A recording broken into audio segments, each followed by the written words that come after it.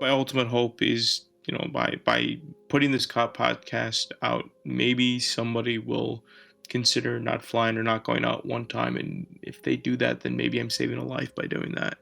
And that sounds, again, very distant and obtuse in general terms, but with what's going on, the breaking that chain really is critical.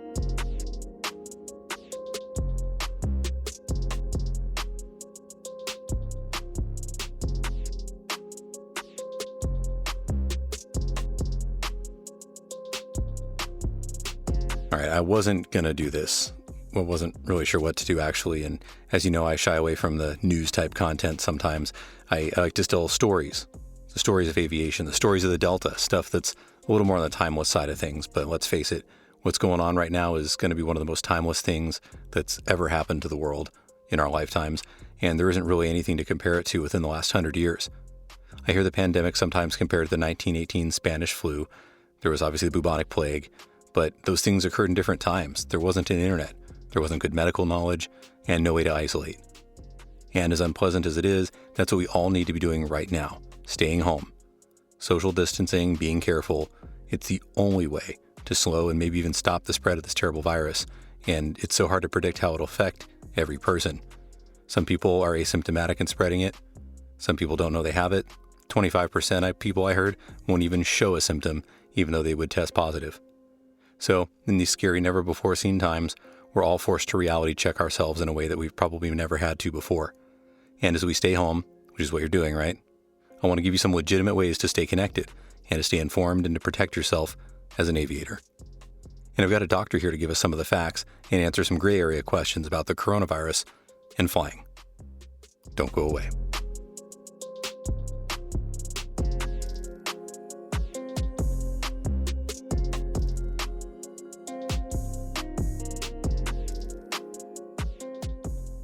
All right, well, let's start on a positive note, at least.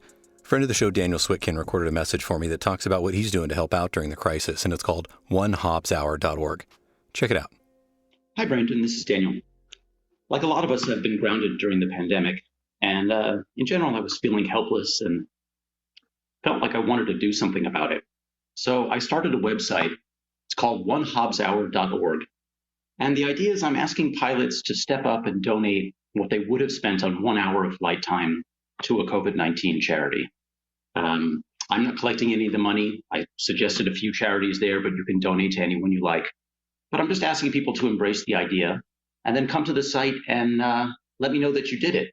I'd like to set up a little Hobbs meter and we can see how many hours of donated time we can collect. Maybe you own and you have a Cub and it only costs you $50 an hour. Or maybe you're renting a DA-42 or a SR-22 Turbo and you're paying $400 an hour.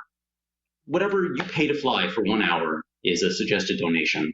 I really believe that pilots are good people. We like to help. And we're fortunate, you know. We're not necessarily rich, but we're fortunate. And we've had the time and money and opportunity to learn to fly. And this is a perfect time to give back to a lot of people who are out of work and hungry and doctors on the front lines and so forth. So, I invite your listeners to go and check out. It's onehobbshour.org and give if you can. Thanks. No, I think that's a really cool idea. There's a link in the show notes. You can go check it out too. And if you have anything to give, please do so.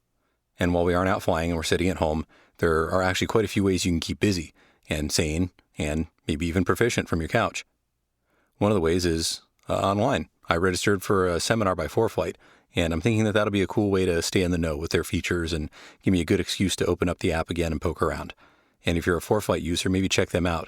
It looks like they've got a lot of good stuff coming up. And if you miss the seminar, they give you a link to watch it again in the future.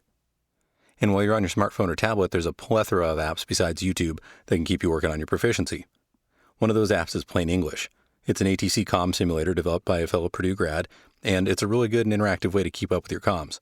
Muharrem, he was the guest on episode number 45, and I'm pleased to announce that now we're affiliated, so I can offer you a discount code on a subscription. You go to plainenglishsim.com, and the discount code is DELTA, as in the West Coast Delta. So when you go there, just enter DELTA, and you get 10% off. And speaking of percentages, I want to give a quick thank you to patron Hans Cathcart. He increased his per episode contribution 100%. And he says, "Hey, Brandon, I just want to add a few extra bucks to support my favorite aviation podcast during this difficult time for all of us. Please let us, your listeners, know who else could use our support." Well, I wish I had a direct answer to that, but I think things are tough for just about everyone right now. So if you're doing okay, I think it's important for all of us to do our best to support any small business we can. And you can always go up and go to Daniel Switkin's website, again, onehobbshour.org, and give there.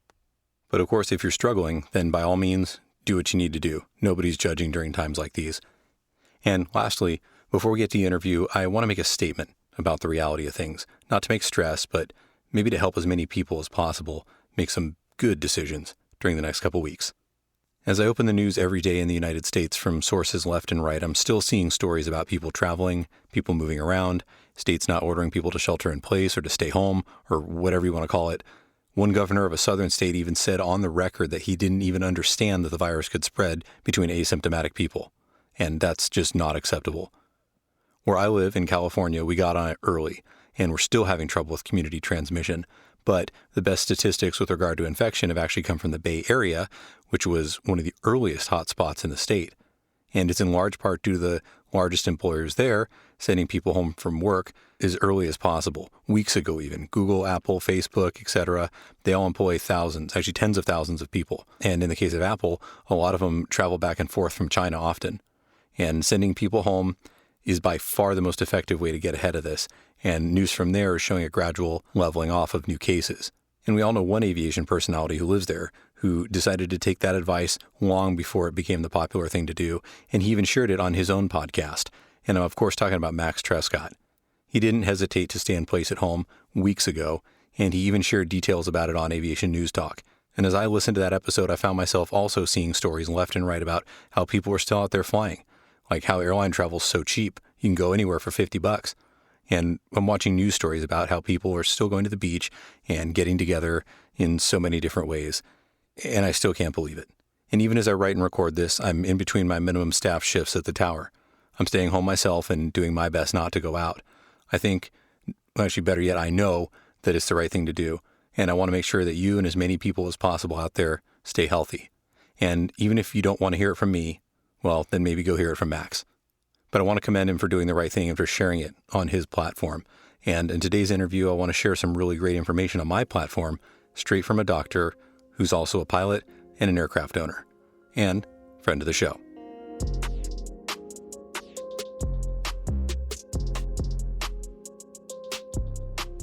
All right, Dr. Eric Fine, welcome to the show.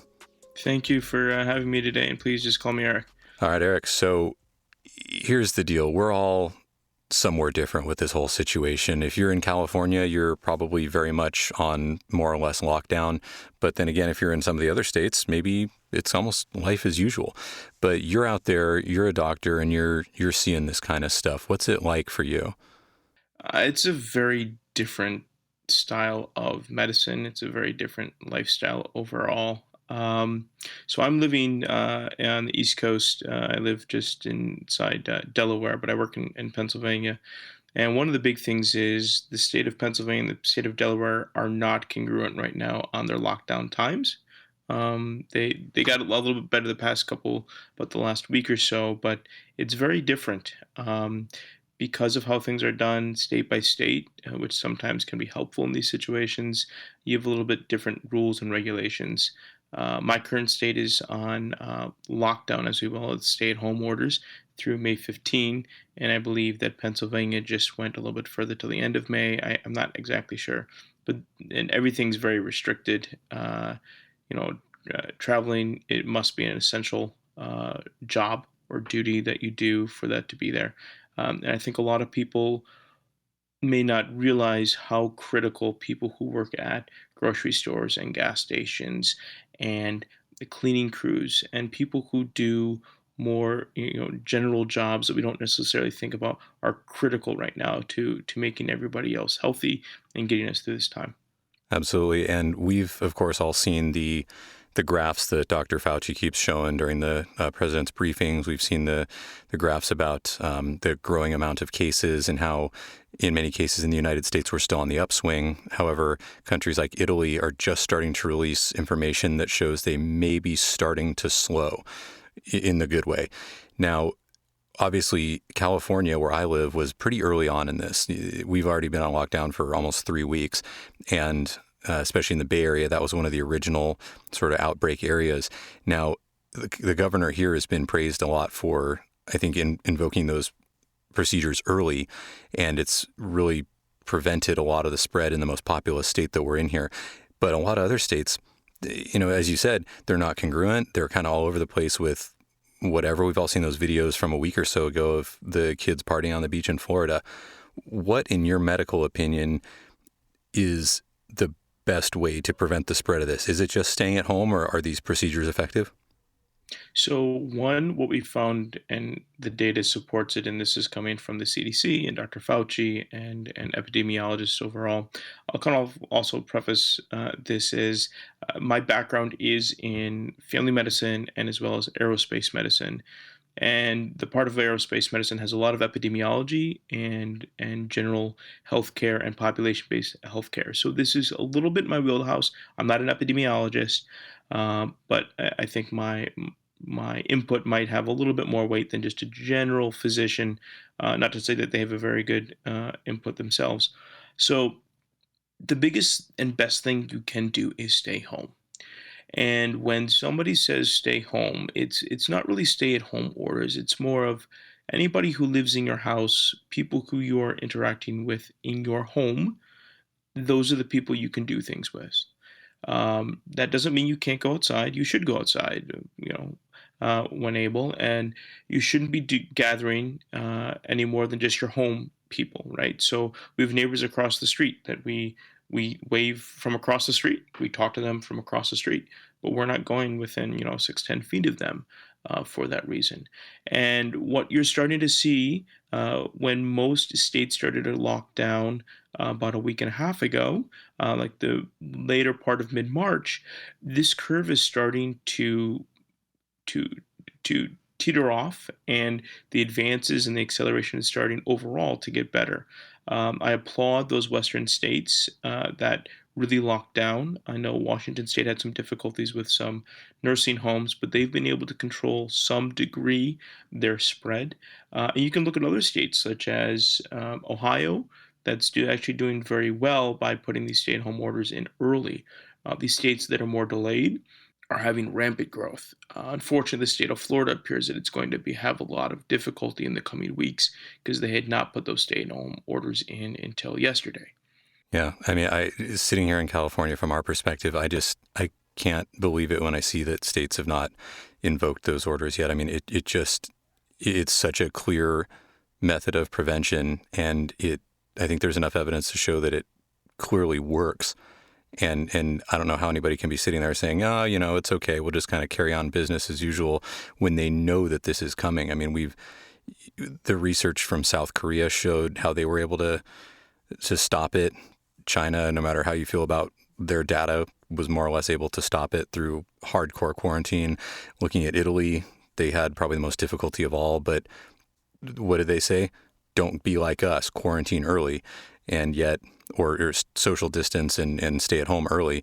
And that's what we wish we had done. And then in the United States, I think the evidence is there. So I guess that brings up a couple interesting points, though, that we're going to get to in a minute about aviation and whether or not you can or can't social distance and our essential nature and things like that. But before we get there, I want to hear what it's been like for you over the last couple days. So you make a lot of good points regarding other countries doing very well. And before I answer your question, I wanted to kind of discuss those.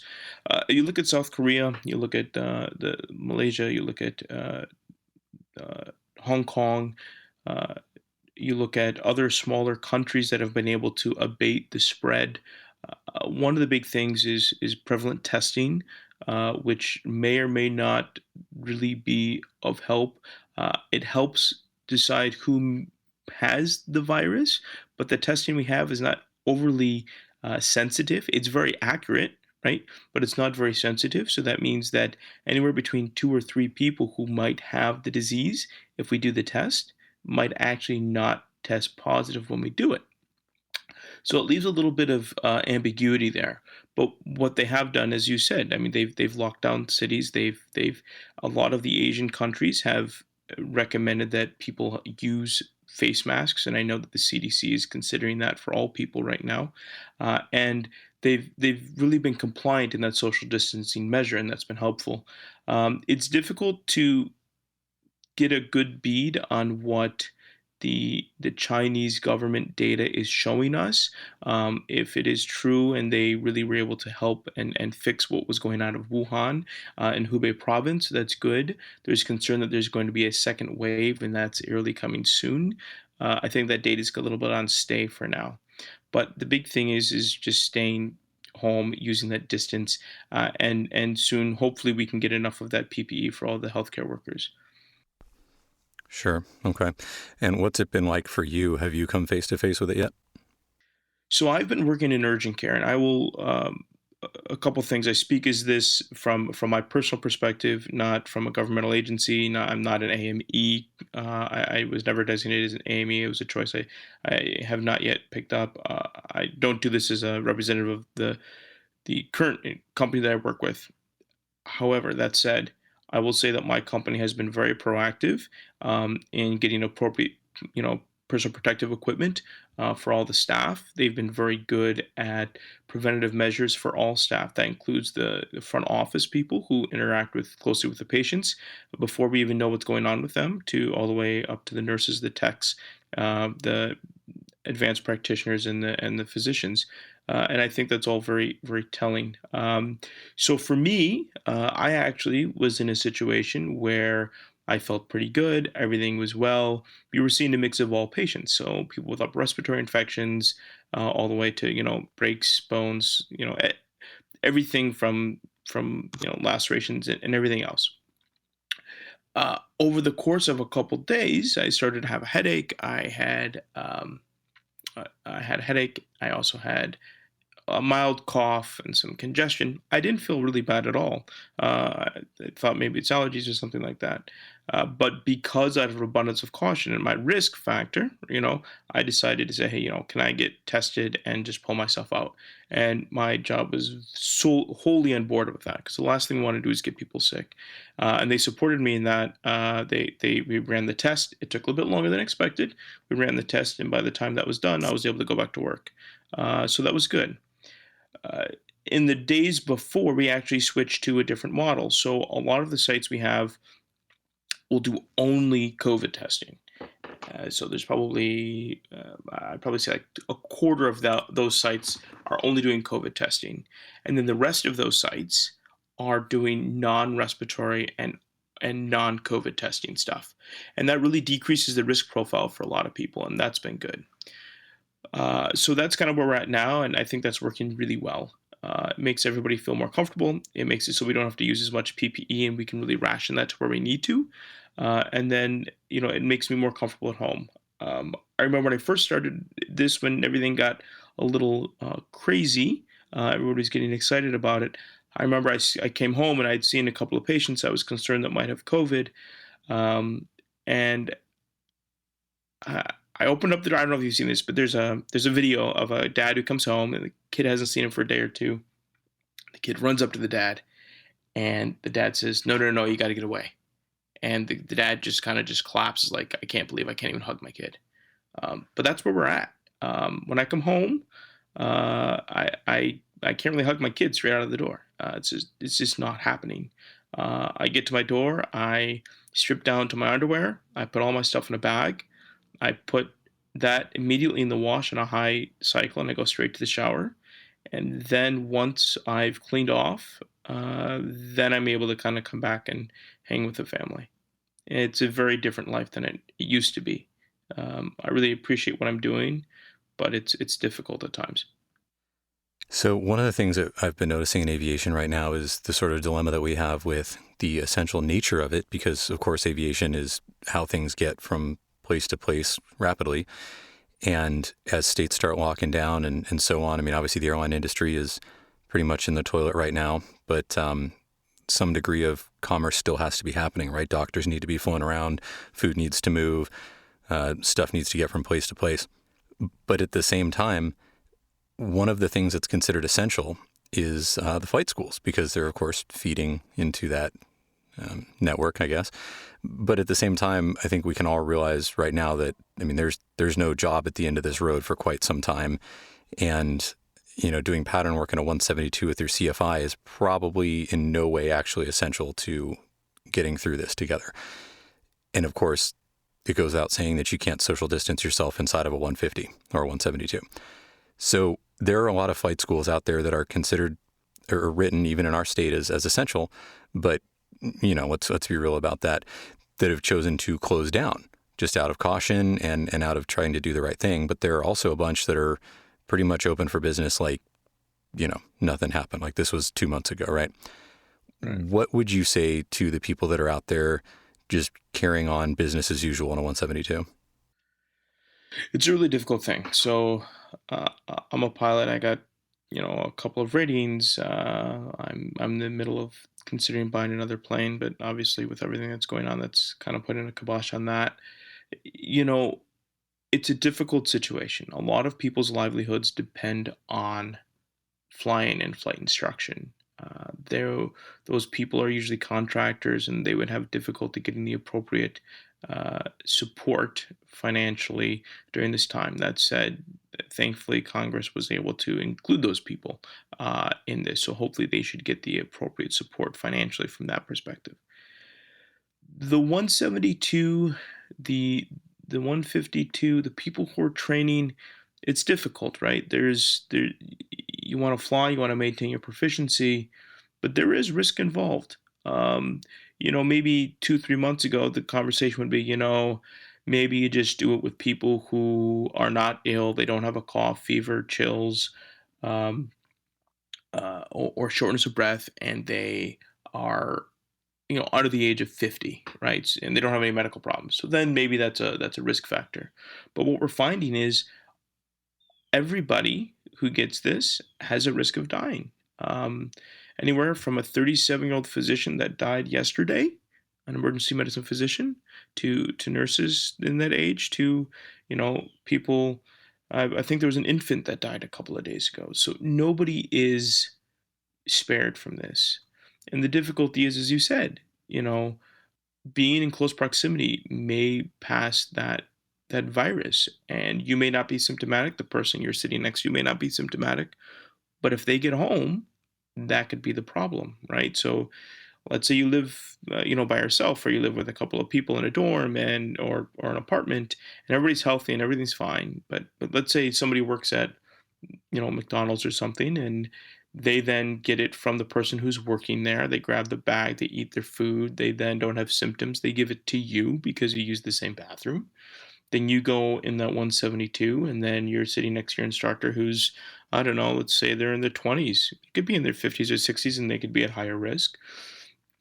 And now you're in a confined, ventilated space, literally breathing on each other for an extended period of time. And then after that time, they go home, and either they are caring for their elderly parent, or they have a child and they get sick.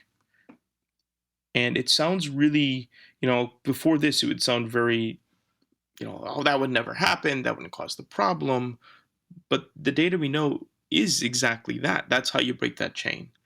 So it's really difficult. So the person who's wanting to fly in 172, I find it very difficult to get in that plane and know that what I'm doing is completely safe.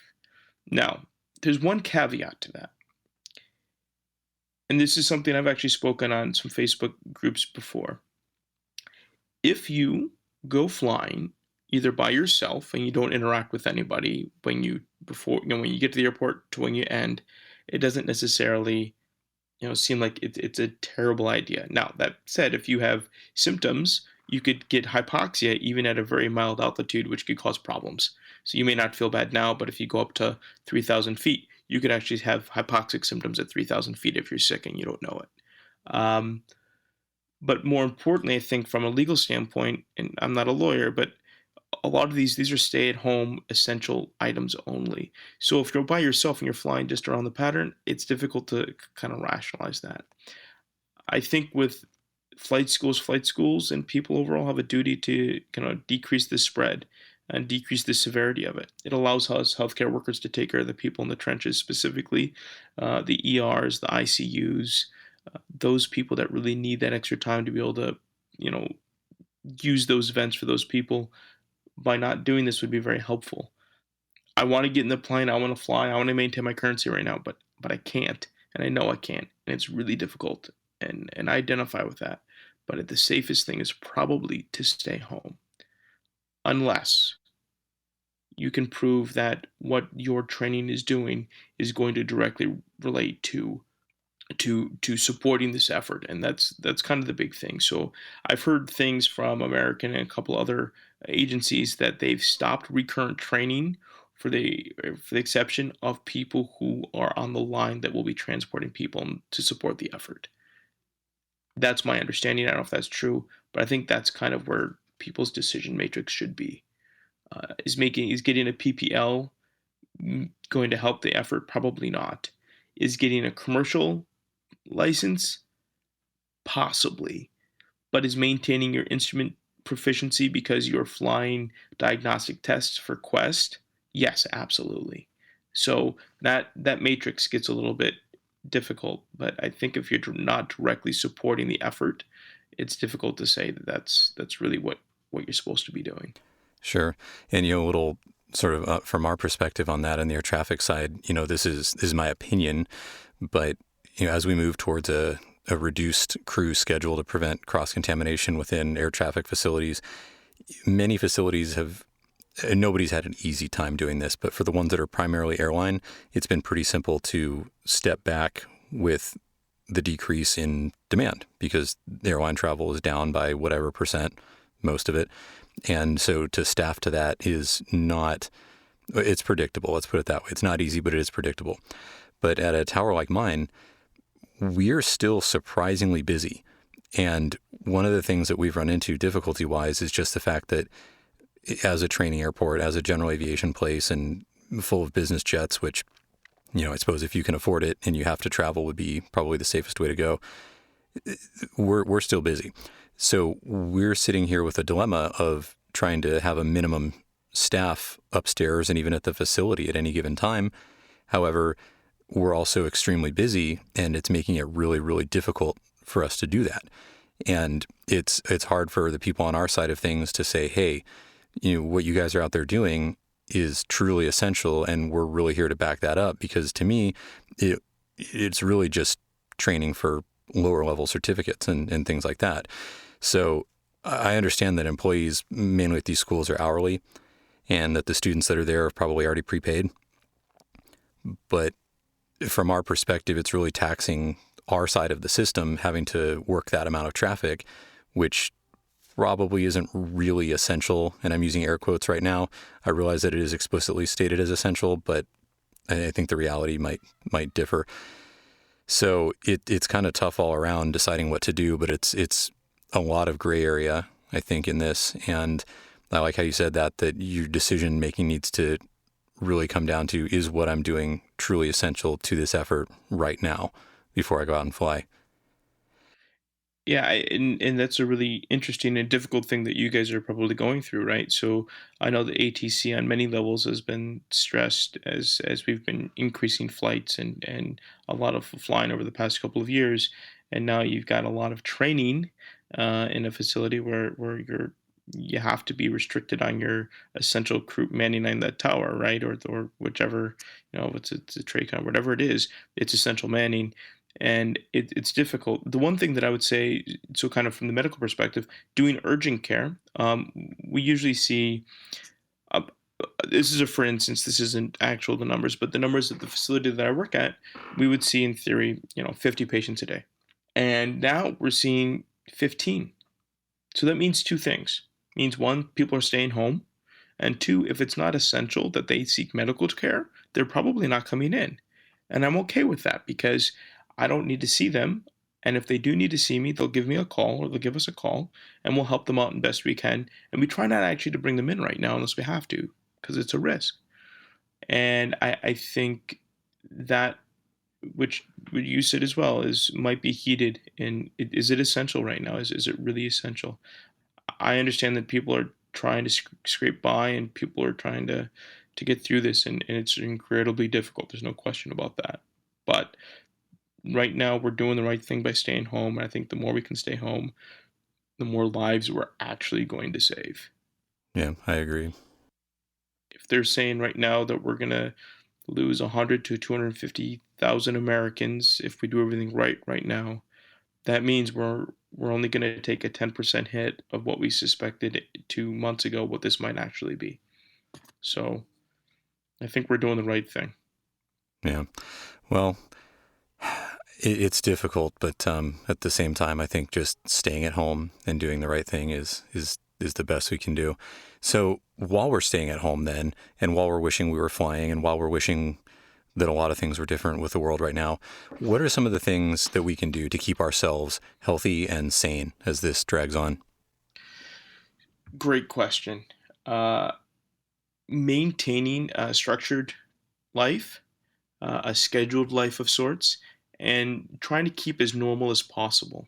So that would be, as I said, going outside, exercising is going to be good. Being able, if it's possible, I know that there are financial constraints to this as well.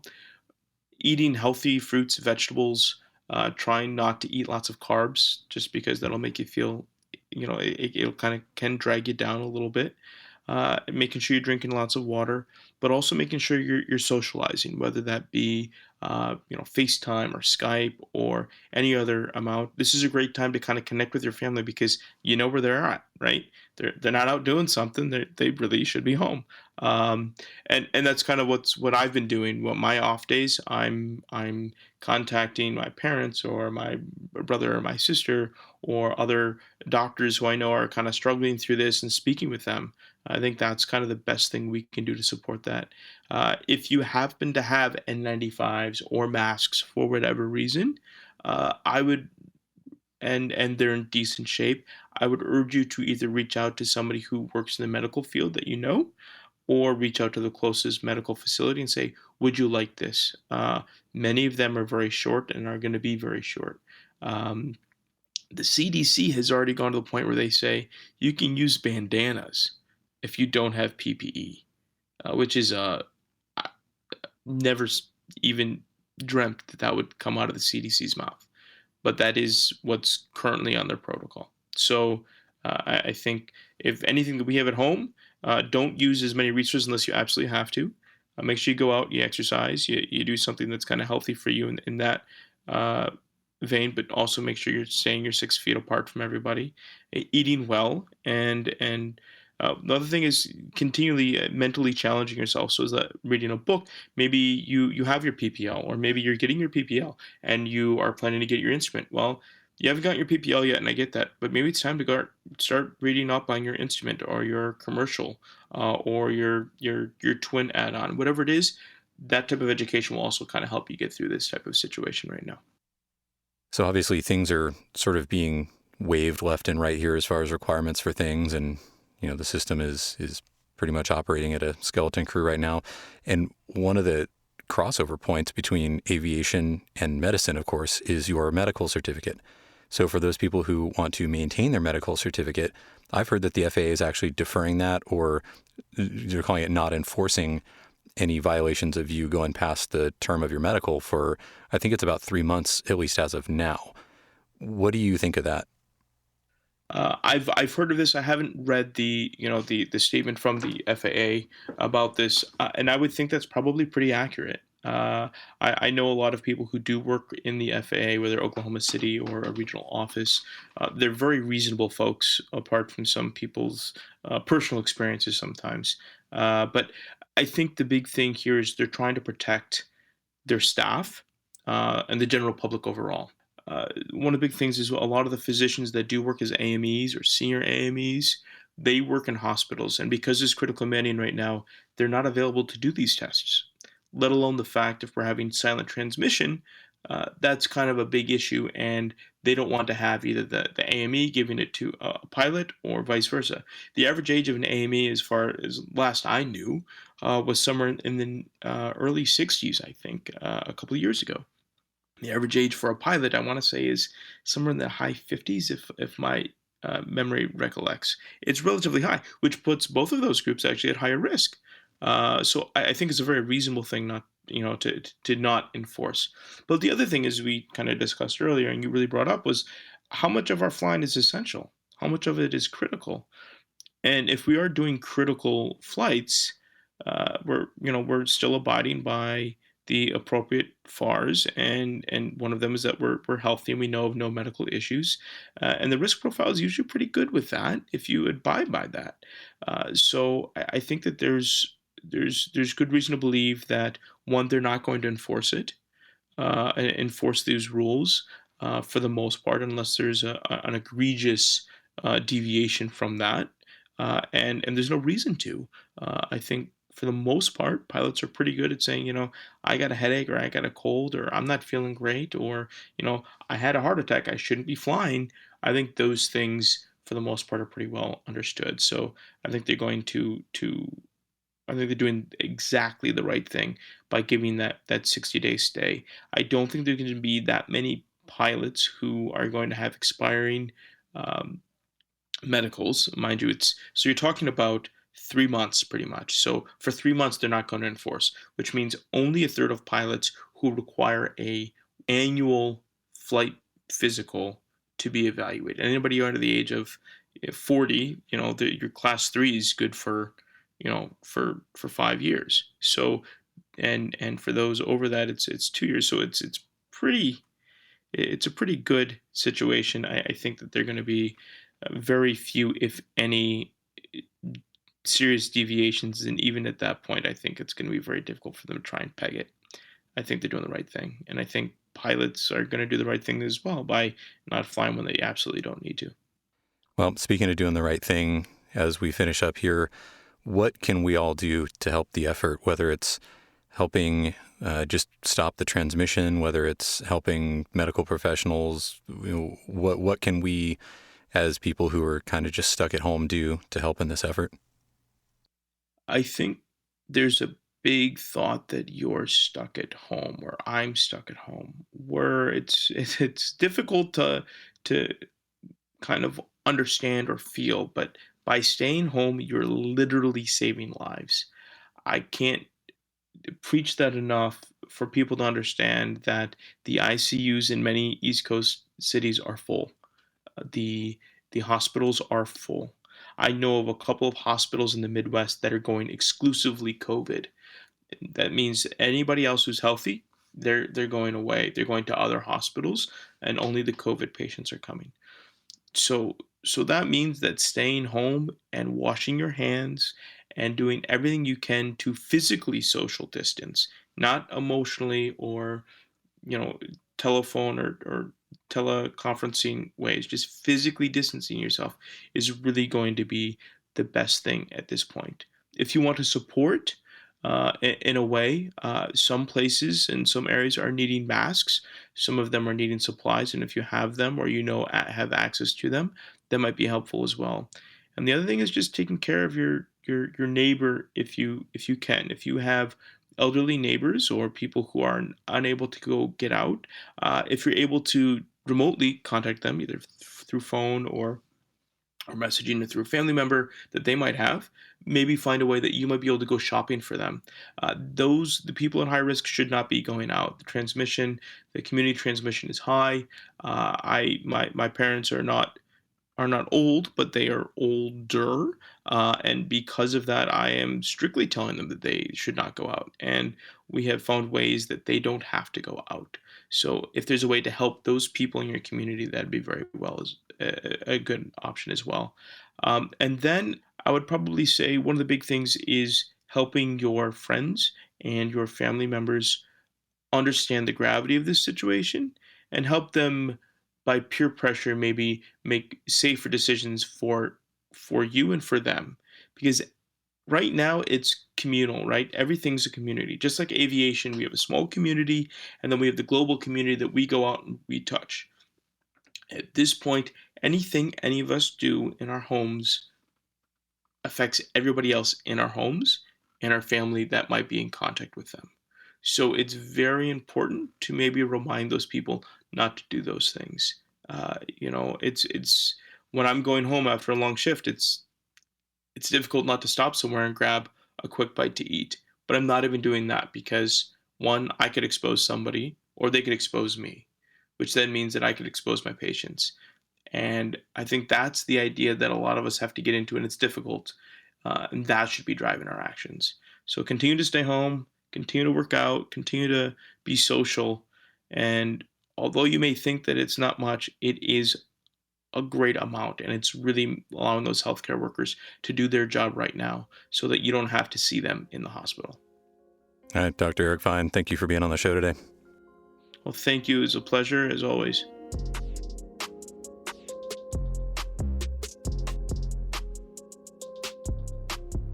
As this drags on into the unknown future, I want to make sure that despite the constant gloom and stress caused by everything happening in the world right now, that we remember that we still have a lot of power to affect what comes next. Staying at home can be hard, really hard, actually, but it's the only thing that'll more or less guarantee an end to this for now. And until we get better therapies, treatments, and ultimately a vaccine to finally kill this thing for good. But until then, please stay home, stay safe, and most importantly, stay healthy. Good day.